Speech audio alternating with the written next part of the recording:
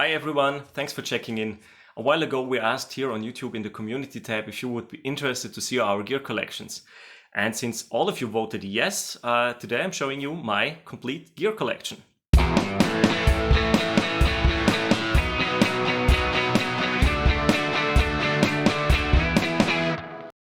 I myself also enjoy videos like these just to see what other guitarists and musicians have in their arsenal in terms of instruments, amps and effects pedals.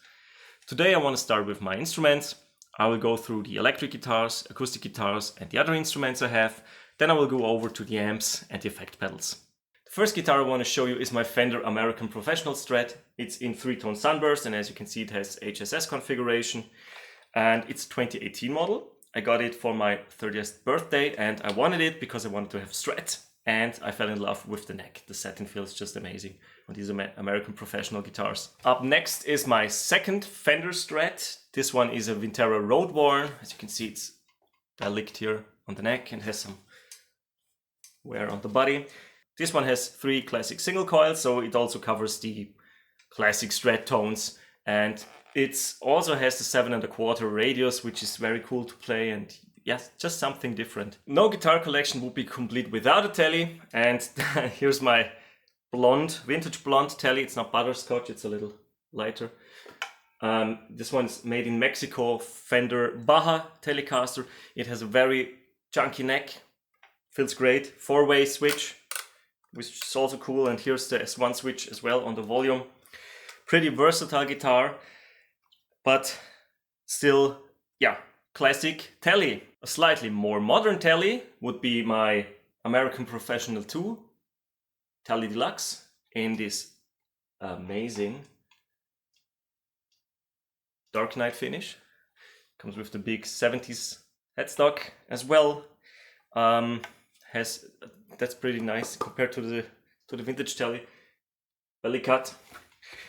Extremely comfortable guitar. I think I like the neck on this one at least the same as on the American Professional Strat. It's just the American Professional Series neck. The satin feel is just amazing, and it's just the profile is exactly what I like, and that's why this one is also one of my absolute favorites. And it also has push here. Extremely versatile with the 2 humbuckers. Only thing I notice is it's not that great for metal high gain tones because it's starting to squeal, which might be because of the pickup covers, but for anything else this guitar is fantastic. So we're still looking at Fender guitars. This is my latest edition. I got this one about a year ago and it's the Fender Meteora in silver burst, maple neck and everything. A very modern body shape, cool offset design. I love the pickup of this one, and also the neck is great. The fret ends are pretty nice, but the fretboard edges were rolled, and it's again this great satin finish. I didn't instantly love this guitar. Maybe you watched the video about the QC issues of this guitar. It was not properly grounded and had some major flaws when I got it, but those flaws have been fixed, and that's why I kept the guitar, because it's still about a year later a great guitar. From the Player Plus series. My last Fender guitar is this, belongs to the Fender family. It's the Squier J.a.s Jazzmaster signature guitar. I like the gold pick guard, and the Jazzmaster is a very comfortable guitar, playing sitting down. I'm not playing it as much as it would deserve, but I can't let it go. It's just an amazing guitar. It's one of my first electrics I got. After I sold my first electric, I bought this one, and it feels amazing. It sounds great with those 2 slightly hotter than regular single coil pickups. Overall, very cool guitar, classic design. Up next we have my only Harley Benton guitar, which I recently modded with Godot tuners. It also has a different pickup. It's not the, I think it was a Roswell stock. It's a Gibson dog ear pickup in there, and very cool guitar. I will never sell this because I got it as a gift from Martin, so it's a special guitar for me. And fortunately, it also plays great and sounds amazing with this pickup. Next we have my Strandberg Bowden 6 Trem with the roasted maple neck. They're not doing the roasting anymore on the current models, but this one still has.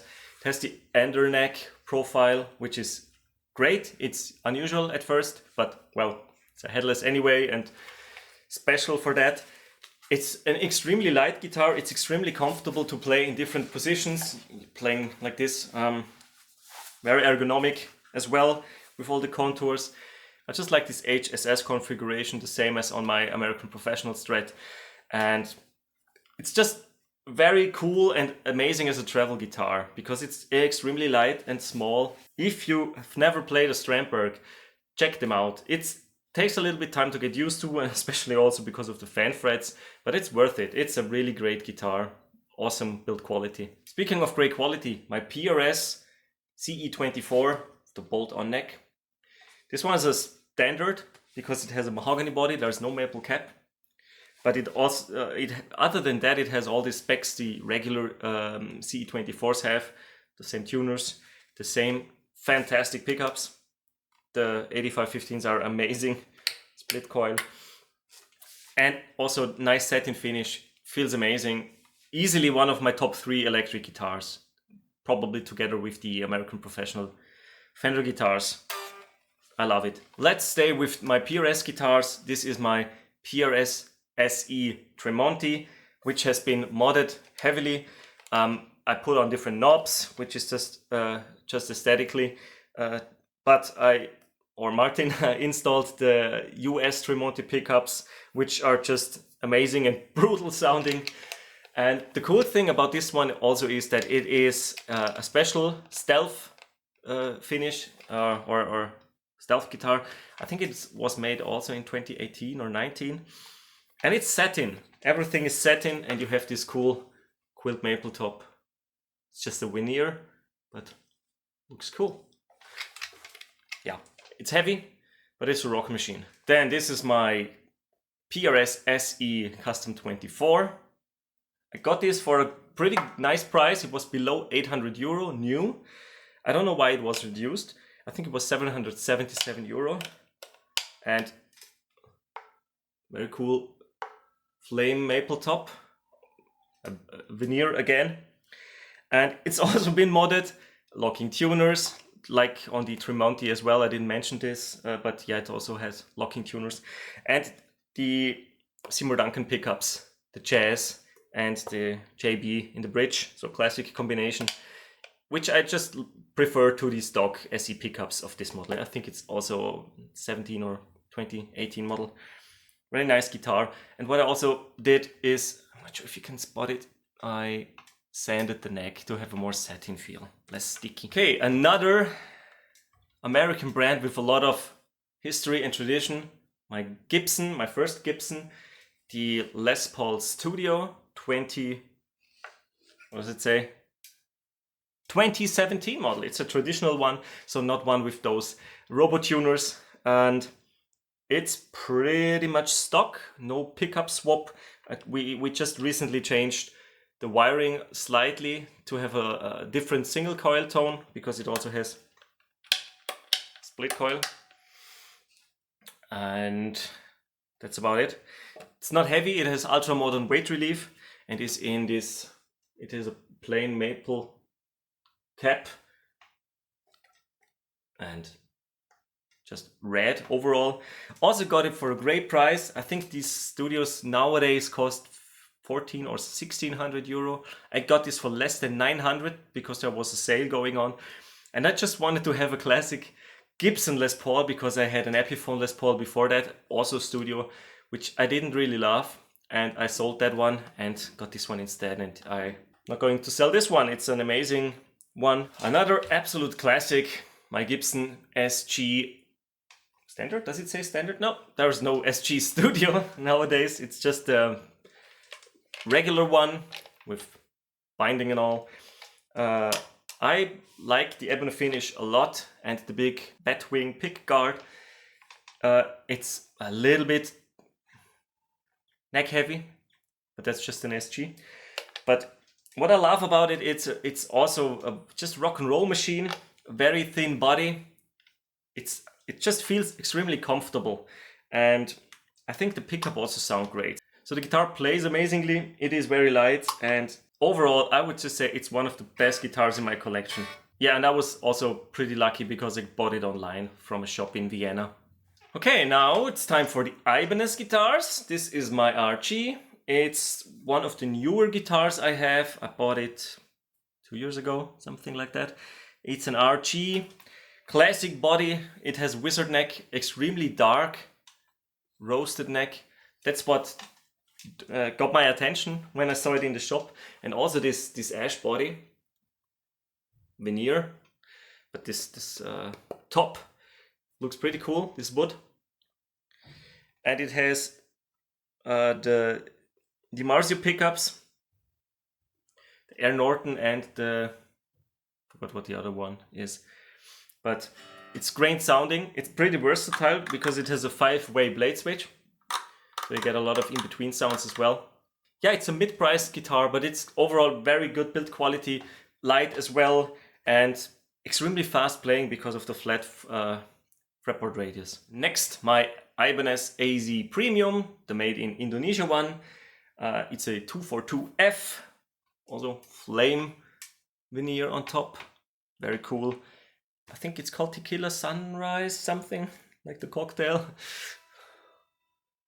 Nice roasted maple neck, locking tuners. Nothing modded on this one, didn't need any modding, it's great as it is with stainless steel frets. I really like the neck profile on this one. And again, with the switch here, it's a very versatile guitar. It covers a lot of ground and extremely ergonomic as well. I'm just a big fan of the AZ guitar and love this one as well. Because it's always great to have a semi-hollow in the arsenal. I have this Ibanez AS153 made in China. Also very cool maple veneer. I removed the scratch plate here because I didn't like the look of it. But nothing modded on this one. Well, no, that's not correct. Roller bridge, and I had the Les Trem, the Duesenberg Les Trem on, and that's why when I installed the roller bridge to help a little bit with the tuning stability. But I recently removed it to have it back stock because I was just not 100% happy with the tuning stability and like it a little bit more this way. Yeah. Also beautiful back. I mean, look at it. Look at this. Great guitar. This is, by the way, my first electric guitar. Well, my second actually, but the only one I still have. It was the second one I bought. My first electric was a Yamaha Pacifica. I sold that one because I knew I wanted the American Professional HSS Strat, and it didn't make sense to me to have both guitars that are very similar. And this one was the second electric guitar, and with the money I got from selling the Pacifica, I bought the Jazzmaster you saw before, the Squire Jazzmaster, because, as I mentioned, I got the HSS American Professional Strat as a gift for my birthday. So I reinvested the money in the Jazzmaster, and since I bought this one, I kept it, and it's a great sounding guitar. I'm just overall not the biggest semi-hollow player because I prefer little smaller bodies when I'm playing electric guitars, and this one's full AS 335 size. Time for the acoustic guitars. This is my Takamine New Yorker, and looks stunning. When I saw it in a shop in Salzburg when I was on holidays, I just had to play it, and then I fell in love with it. It's a made in China one, so not a Japanese Takamine, but it's a great playing guitar. It's one of the more expensive of the G series of Takamine are the ones made in China. It's one of the more expensive ones, as you can maybe tell, because it's pretty fancy with the back and the hardware as well. Plays nicely, has a built-in pickup, great guitar, nice and small body shapes, also great as a couch guitar. Even better as a couch guitar is my 3/4 size Sonoran. I bought this used and cheap for I think €100, but it sounds okay, it sounds pretty good actually. It's a budget instrument, but it sounds pretty nice, and maybe if my kids want to start to play acoustic, this was the guitar I'm handing over to them. because yeah, it's an affordable one, but it's set up nicely, so it's a nice starting point for kids. 3/4 sizes. I think Fender still makes 3/4 acoustics, not this Sonoran, but there's a successor to this one. And yeah, it's a fun little guitar, great for when you're outside or on the couch. And here's my baby, my Larive, which I recently got modded with the LR back system in here, and amazing guitar. I don't know how to describe it. The way it sounds, the way it plays, I absolutely adore this guitar.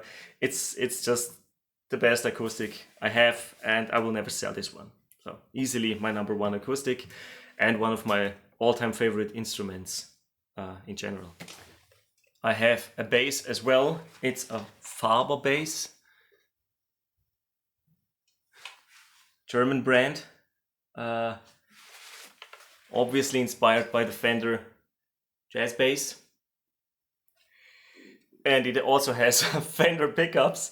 I bought used Fender Jazzmaster pickups and installed those, or Martin did, again, thanks Martin. Classic tuners. Plays nicely. And if we needed some bass tones for recording, and if we're jamming together and we have 3 guitars in the room, someone can just pick up the bass and go at it and add in some funky octaves. No, it's a seriously great instrument. Also got it used for very cheap, very low price, because I just thought it makes sense to have a bass as well. Yeah, it was really low price. And if you didn't know, Faber, they are somehow associated with Tokai. I think it's like the German version of Tokai, or the German importer, because on the Tokai we reviewed, it used Faber pickups, because they are somehow associated with each other. And yeah, therefore I'm lucky to have this one and got it very, very cheap. Last 2 of my instruments, 2 ukuleles. It's not the soprano one, it's the slightly bigger concert model. This one, it's from Ortega, that's a German brand. I'm not sure if it's in tune. Yeah.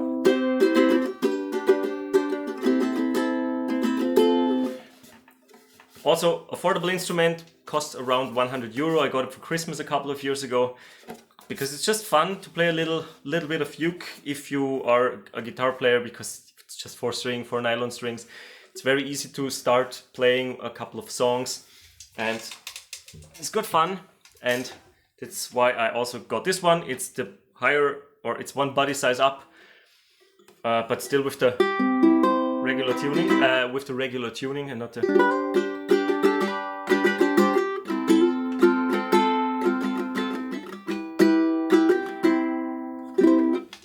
color. Has nice red wood around the body. Beautiful looking ukulele. This one was not that affordable. I think it was 300 or 400 euro, so a mid-priced instrument. Just fun to play, and it sounds, of course, a lot fuller and nicer than the concert one. And yeah, just fun to jam a little bit with this ukulele. Those were all my personal instruments, and 2 honorable mentions I want to show you, because they were also featured on the channel here, is this heavily modded seafoam green Squier Bullet. I bought this when my daughter was born, and I modded it with Mexican pickups. I think the Tex-Mex are in there, different 3-way switch, locking tuners, yeah, just some fret end dressing or filing, and it's a fantastically playing guitar now. I also replaced the scratch plate and the back plate. Very cool looking design. I really like the look of it, and maybe one day my kids will play it. It's intended for my daughter, so she can definitely have this one. I'm just having it downstairs here, and I enjoy playing it. It plays nicely. Yeah, honorable mention #1. And #2 is the guitar I bought for my son, which is more ideal for kids to start with, because it's a mini Jazzmaster. This one is a limited finish, the black body and tortoise pickguard. There's nothing modded on this guitar. It's just set up so that it plays nicely, and yeah, I did a video about it, and it's a cool guitar. It's fun to play. It's just playing a mini guitar is really weird because it's just the string tension is so much lower. So this one's really fun to play, mess around with. And this one is intended for my son. Since my daughter is a little bit older, maybe she will start playing, and if she's interested in electric, and then yeah, maybe she can start with this one before she switches to the Strat, because that one's bigger. But yeah, special or honorable mention number 2. Okay, it's time for the amps now. Let's start with the Fender Tone Master Deluxe Reverb. On top is the Mustang Micro, and below that is a Palmer Cap with a 1x12 Celestion Creamback. The Angle Iron Ball is hooked up to that one, and that's for this side. On this side of the room we have the Fender Bass Breaker 007. Here is the orange Terror stamp together with the first 3 pedals, the Super Overdrive, the Flashback by TC Electronic in the Hall of Fame. This one is the 3-verb I built myself. Then we have a Ditto Looper. We have the little white amp, my homage to the g.a.s. little black amp. So it's a master volume for the FX loop. Lucent Overdrive and LPD 68 Deluxe, which are hooked up to the PRS MT15. Down here we have the Vox AC50, what's it called? AC50? No, it's just the AC, Vox AC from the MV50 series, that's it. DSL20 head, because you just gotta have a Marshall in your arsenal, and it's a fantastic one. Down here, the Harley Benton 2x12 cap with vintage 30s. Then we have the Yamaha THR32 wireless, and in the same vein, down here, the Spark 40, of course with the battery attached to it. I still use both of them. This one is usually upstairs in the living room together with this one. And this one is the desktop amp I have next to my laptop, and I use it as a speaker as well. So that's it for the amps. Now let's transition to the pedals. Another quick look at these pedals before we go to these ones over here. Ibanez Tube Screamer, an ODR1, a Fuzzy Mac Fuzz Face made by AB Pedals from Vienna, another LPD. This one is the Combustible Lemon, Big Muff Nano. Down here we have a Red Electro-Harmonix small clone and a Octavix Electro-Harmonix. And behind there's the fantastic sounding MS2 Marshall. Then we have a Princeton. Oh wait, that's just Lego. Sorry. That's just Lego. Alright, ignore the messy cables. I know it looks horrible, but you don't usually see it on the videos, and I don't care. Haha. Fender Marine Reverb, Boss Delay, Waza, the DM2W, Super Chorus, MXR Phase 95, a Metal Muff, Electro-Harmonix, then a Pitch Black Polytuner, a Fender Pelt, g.a.s. Bonsai for all the Tube Screamer sounds you need, a Tumnus for your clone desires, a Catapulp, which is no longer produced. It's a orange amp in a box, Pugilist Distortion by Fender, and another LPD, the 87. Here's the Whammy DT. I mostly use the down tuning feature. It's upward here, but usually it's just to go from E standard to D standard with just one button, which is amazing. Crybaby Wah.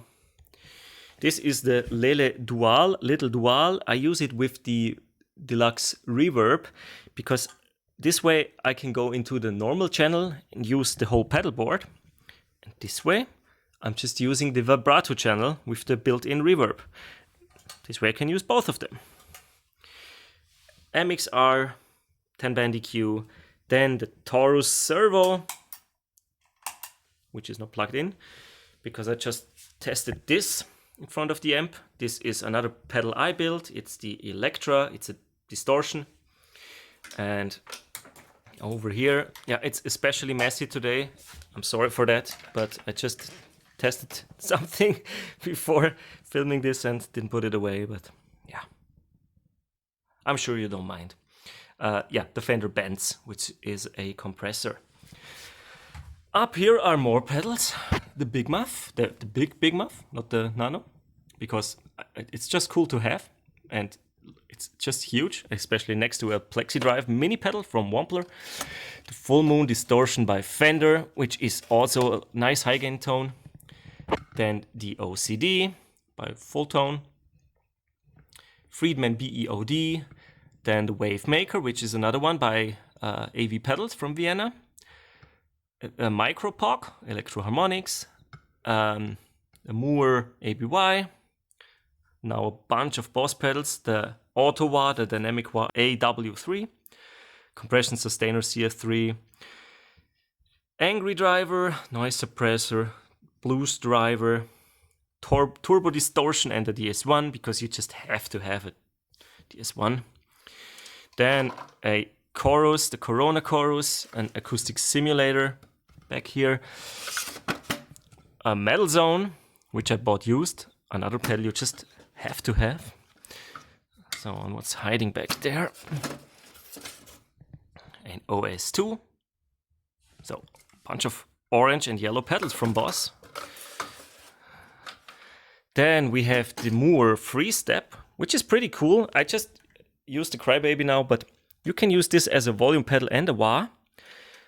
And it has a false footprint. See? So if you have small feet or want a volume pedal, grab this one. Then a bunch of Donner pedals, the Yellow Fall analog delay. It's a pretty great sounding delay. That's why I cannot sell it, because it's still like it.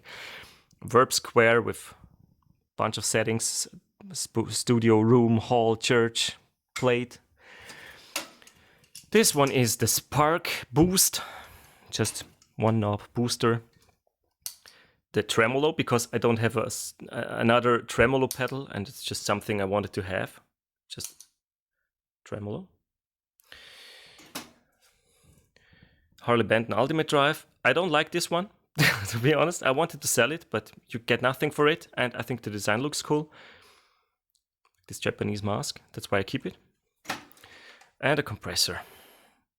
Another one, a cheap one I am also not using because I have the Boss compressor and the Benz by Fender, but I still have it, so yeah. That's all the pedals on the board and around and on the shelf. And the last thing I can show you is the Trio Plus, which is very dusty, but a great pedal. We just used it for a jam 2 days ago. You can record it, teach the band, you can loop your guitar, you can use a bunch of settings. It also has a foot switch. Very cool.